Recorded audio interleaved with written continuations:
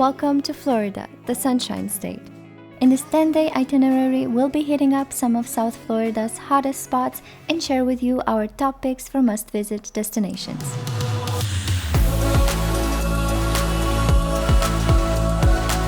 This itinerary is perfect for first-timers looking to explore beyond the hustle of Miami, but lacking the time to cover the entire Florida peninsula.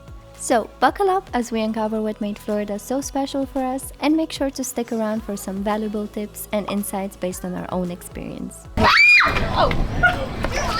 There's a gator really close. First off, we flew all the way from the Netherlands, scoring Black Friday tickets for a jaw-dropping €360 return. We flew with Scandinavian Airlines with a layover in Copenhagen, and I must say the journey was pleasant considering how much we've paid for our tickets. Welcome to the land of the free. At arrival, we were greeted by my family who lives in Miami and drove us around for a bit until we eventually had to rent a car ourselves. Renting a car is an absolute must if you want to explore around. If you're European like us, you'll probably be surprised at how spread out everything is in the USA, making it nearly impossible to get around without wheels. That's why you'll hardly spot anyone strolling the streets, except from us.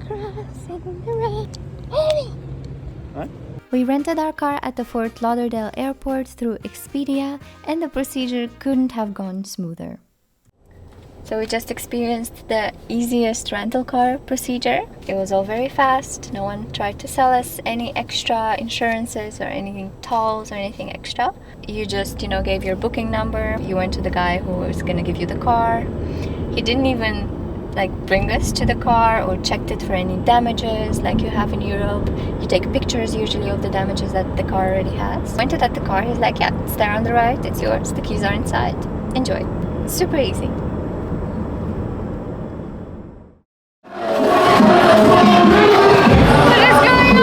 Miami was everything we hoped for. It was super busy, filled with happy vibes, and music was playing literally everywhere.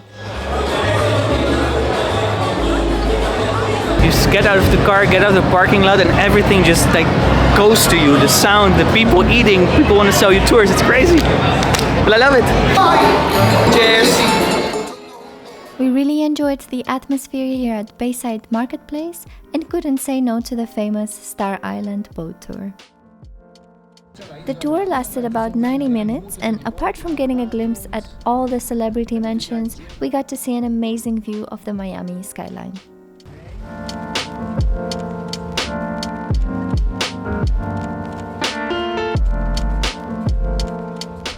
Right here you can see the biggest cruise ship of the world. It can carry 10,000 passengers. It has 40 bathrooms and 40 restaurants as well, and then it's an entire water park on the deck.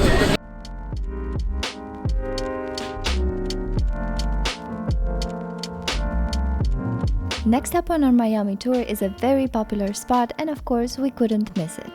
This is Miami Beach, famously known as South Beach.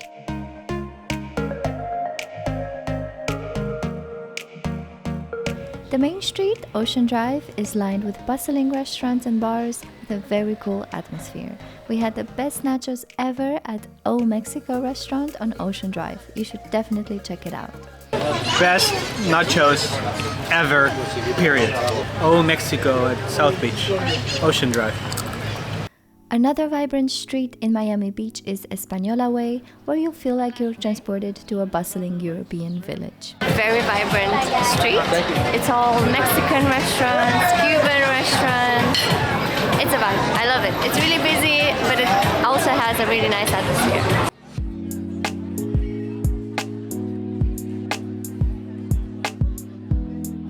What set Miami Beach apart for us is its unique architecture. Unlike the towering skyscrapers of downtown Miami, here you'll find a mix of traditional houses and Art Deco buildings, each with its own unique charm.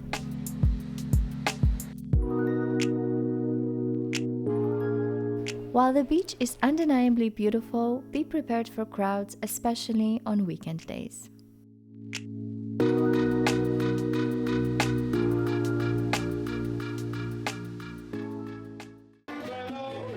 Welcome to Little Havana, a must-see neighborhood when you're in Miami.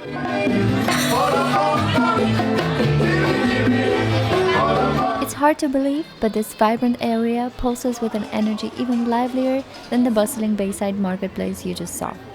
The atmosphere here is downright incredible, with live music, friendly smiles at every corner, delicious food, and chickens on the street! Yes, you heard that right. Legend has it that in the early 1960s, when Cubans fled to Miami during the Revolution, they brought their beloved chickens along for the journey. Those have now become a symbol to the neighborhood's past, and you can find chicken statues or paintings at almost every corner. If you find yourself in Little Havana, there are two things you absolutely must try: the traditional Cuban guava pastries and their very strong yet delicious coffee. What's special about it is the way that we roast it. We do like a dark roast, but it's not as dark as the Italians. You know? It's like a little bit less. It's like a really strong coffee. It's not supposed to be acidic. It's supposed to have like dark chocolate tones or nutty, but it's not supposed to be acidic. You don't get that kick in the back of your throat where you get with like medium roast. Okay, so Cuban coffee is best coffee in the world. Yes, 100%. The Cuban coffee comes with several extra smaller cups, so you can share it with your own friends as well. It is that strong that you shouldn't drink one serving on your own, unless you're Cuban, of course. It is really good. It's with sugar. It's really good. It's with sugar. With a lot of sugar.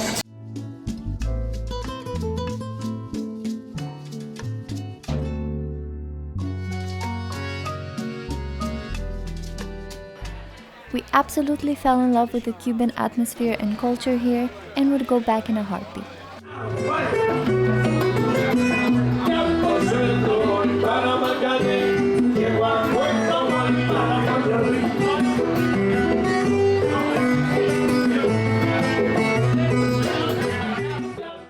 Now, let's talk about one last gem in Miami that left us utterly amazed: Wynwood Walls. Tucked away in the Wynwood neighborhood, this outdoor art gallery is a feast for the senses. Wynwood is located in downtown Miami and is mostly known for its vibrant art scene and the Wynwood Walls Museum that definitely steals the spotlight. We loved the graffiti and various art, but we're also intrigued to find out more about the neighborhood's history and experiences that shaped Wynwood into the cultural hub it is today. If you're fascinated by the hip-hop and graffiti culture, you won't want to miss our upcoming video, as we'll be diving deep into the origins and history of the Wynwood Walls area, chatting with locals who know the ins and outs of this dynamic community. So be sure to hit that subscribe button and ring the notification bell to be the first one to know when our Wynwood Walls exploration goes live. Welcome to Fort Lauderdale. Fort Lauderdale is located about 25 miles north of Miami, and it is famous for its stunning beaches, vibrant boating canals, and bustling downtown area. It's often referred to as the Venice of America because of its extensive network of waterways.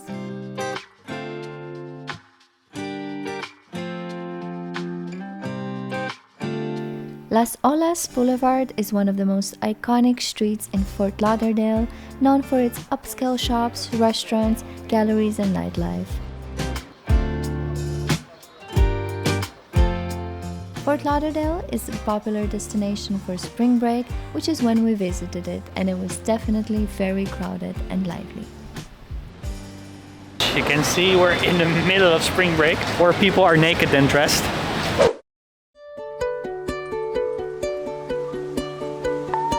Welcome to Pompano Beach, a coastal town to the north of Fort Lauderdale and Florida's best-kept secret.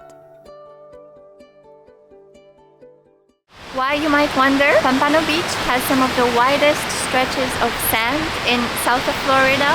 You can lay your towel wide here and just stretch as much as you want because there's space for everyone. We read on the internet that it's also a popular snorkeling and diving spot.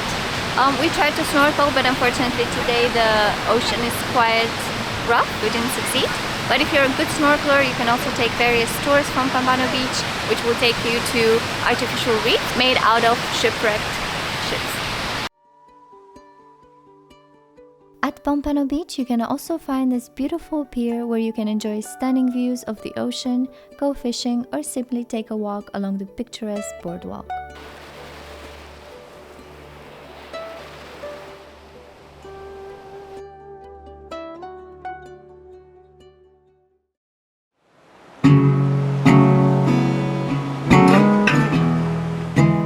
This is West Palm Beach, a vibrant city located along Florida's picturesque southeast coast.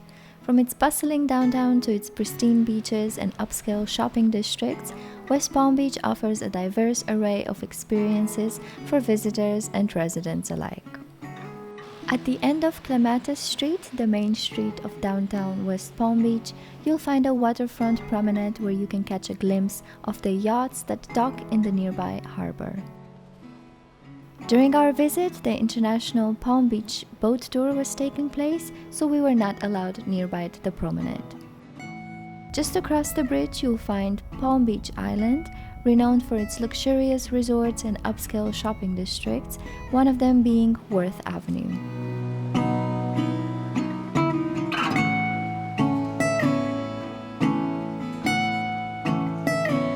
Also known as the Rodeo Drive of East Coast, Worth Avenue offers a selection of the world's most high-end designer boutiques set against a backdrop of Mediterranean-inspired architecture. It truly felt like we were back in Europe.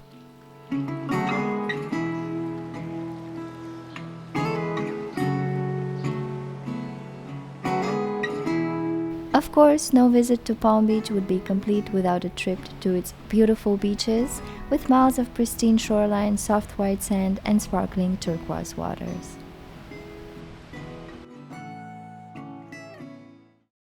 A slice of paradise nestled along the Gulf Coast.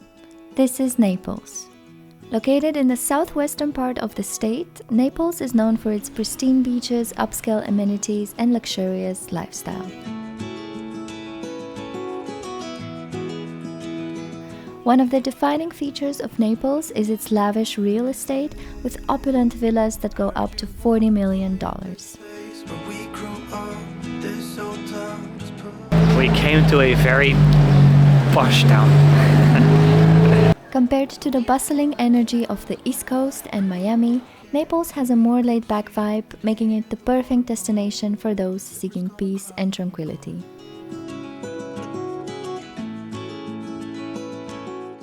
Unfortunately, during our visit, we were unable to experience one of Naples' most iconic landmarks, the Naples Pier, dating back to 1888.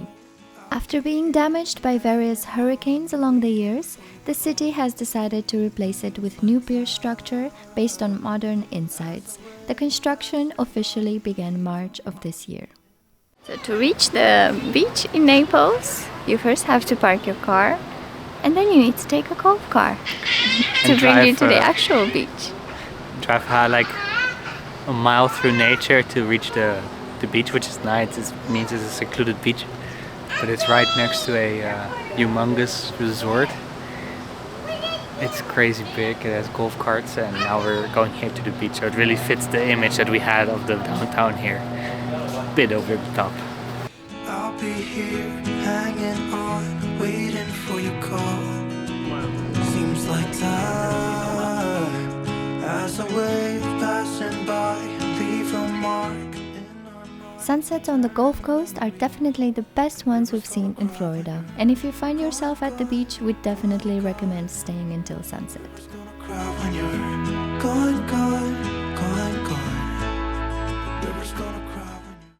Located only 18 miles away from Naples, Marco Island is known for being the largest of Florida's 10,000 islands.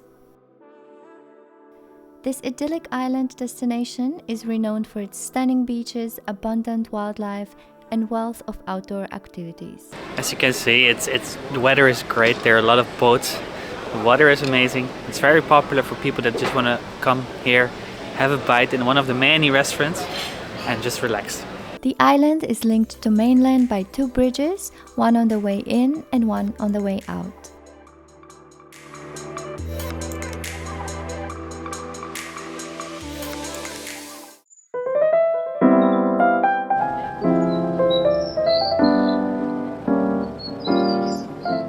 Monaco Island is the gateway to the Everglades, and from here we started our journey through the Everglades National Park in search of wildlife.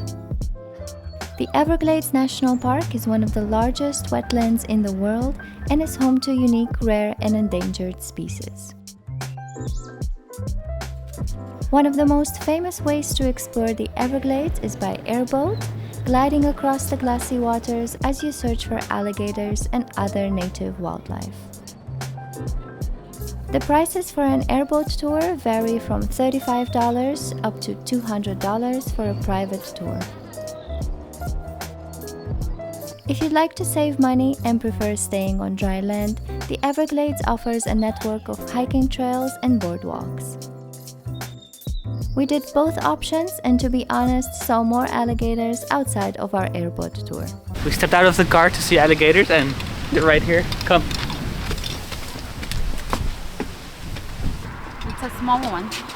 It's a small gator. Now it's itty bitty when you're far away from him.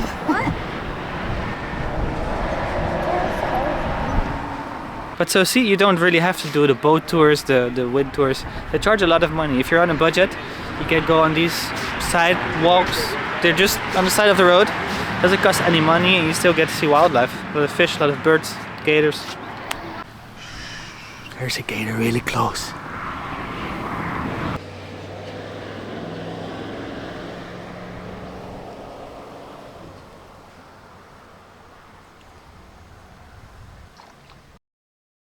In addition to its natural beauty, the Everglades is also rich in cultural heritage and history. One historical island we recommend visiting is Chosi Island.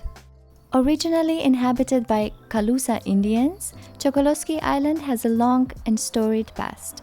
In the late 1800s, it became a remote outpost for pioneers and settlers seeking refuge in the untamed wilderness of the Everglades. Today, Chosi is a small community of about 359 permanent and very friendly residents. If you're looking for a funky, off-the-beaten-path spot for good Cuban food, definitely check out the family-owned Havana cafe here in Chosi Island. I'm Ernest Hemingway. Last but not least, our favorite destination in South Florida, the Florida Keys. With its island vibe, chill atmosphere and friendly locals, the Keys offer a slice of paradise unlike any other. The Florida Keys are connected by the iconic Overseas Highway, which is a breathtaking drive that winds its way over crystal clear waters and past stunning views.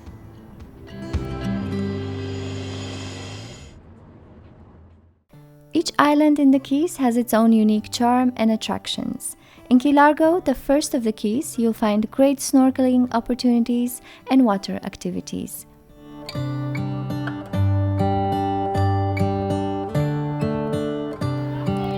Head to Isla Morada Key for some fun and out-of-the-ordinary activities like feeding the tarpon at Roby's Marina. Just be prepared for some friendly competition from the pelicans.